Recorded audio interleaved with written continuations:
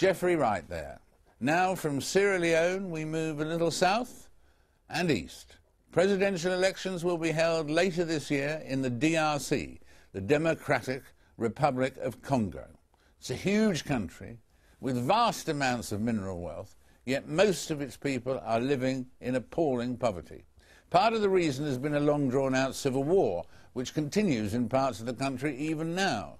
But in addition to that, much of the mineral wealth is stolen by militias and rebel groups and then shipped abroad.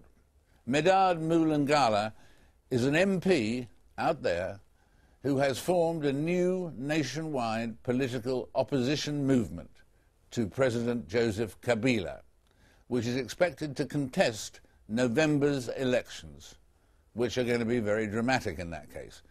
I spoke to him earlier. You have great potential wealth in your country, and yet it doesn't get through to the people. Corruption at the moment rules in the way the country is run at the moment, doesn't it? Just corruption has taken over a lot. That's a reality that we need to deal with. I think credible reports from international organizations all point to the fact that the DRC is not properly managed and that you find corruption at all levels. So that's that mentality that we need to change in order to move things forward. But again, when we talk about the minerals and the way they're being stolen, there are two situations. I would say we have, on the eastern part of the country, a situation where there's insecurity, where there is no control of the administration, where rebellious groups, formed armed groups, are the ones involved in the day-to-day mining activity. That's one example that prevails in the eastern part of the country.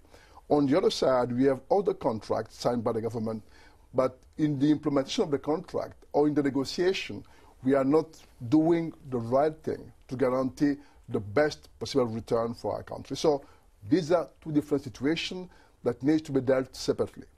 Let's talk about the eastern part of the country. The fact that the minerals are now being mined mostly by former military groups makes it very difficult for the population there. And people are then exposed to human rights violations, enslavement, child soldiers being put into the army, and the rape of women. So you see, the fact that there's no proper control of the way these things are being done in the East opened the doors to many human rights violations that we all condemn.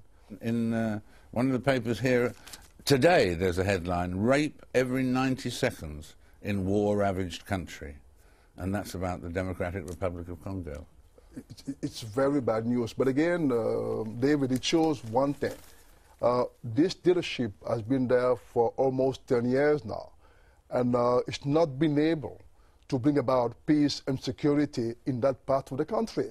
So the time has now come for us to stand up and say enough is enough.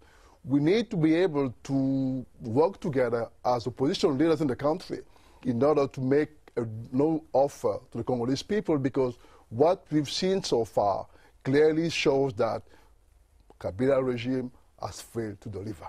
So, and that's an example of it. Right. Do you know that these millions and billions that have disappeared that should have gone to the people of the DRC or to the government or whatever, the part that has been stolen, ravaged, whatever, I mean, is there one person behind all this crime, corruption and everything that you have to eliminate from somewhere? Is there one person who's the beneficiary? Who's Dr. No? Who is to use the bomb? It is the regime. The regime has failed to deliver.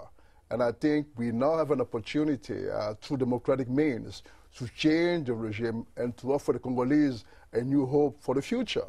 So I don't want to point anybody in particular, but the regime has its own structure, has its own leaders, and everybody can see who should go for things to improve. And would President Kabila, will President Kabila, in fact, approve of the election taking place in the free way that you're talking about? Has he said, I agree yet, or not? I think if the country is where it is today, it's because in 2006 we reached a consensus to say that, yes, let's go to the election. Today, I think amongst all the politicians, we have that same view that we need to go to the election, because for many years, the crisis in the country was one of political legitimacy. So we want to be sure that we keep people legitimate. And so far, from what I've been hearing from everybody wants to go to the election, but which elections? That's the question. And we want to say the following: we want to have an election that is well conducted to avoid unnecessary trouble at the end of it. If the Commission says that we might need to extend, I say, why not? Because the key is to maintain stability in the country after the election, whenever they happen. Thank you very much indeed, Médard. Obviously, you've got a frantic and difficult and challenging few months or even years ahead. We wish you all the best. Thank you. Thank you, David. Thank you very much. Thank you. Médard Mulangala talking to me earlier there.